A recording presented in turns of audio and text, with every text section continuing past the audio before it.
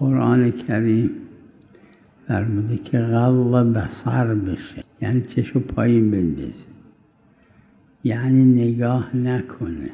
در روایات داره فقهاء فتوا دادن، یعنی عمل کردن که اگر ضرورت شد نظر حرام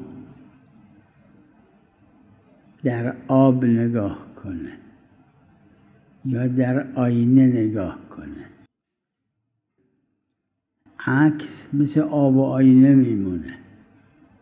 اگر بنا شد به خاطر ضرورت جایز باشه تو آب و آینه، که ظاهرش اینه که اگه ضرورت نباشه تو آب و آینه هم جایز نیست.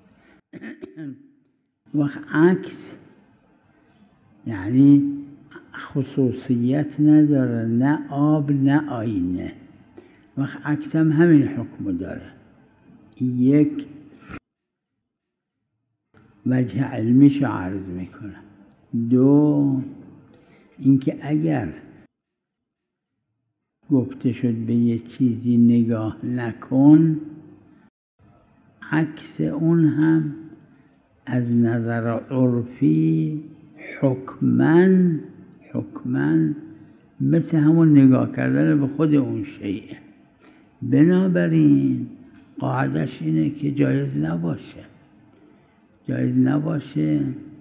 وقت فرق نمیکنه بشناسه یا نشناسه.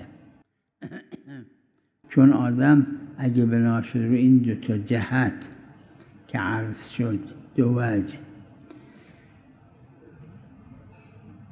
اگر بنا شد جایز نباشه، در خود شخص بشناسه و نشناسه فرق نمیکنه. وقت الکلام به نظر میرسه که عکس هم همون حکم داره.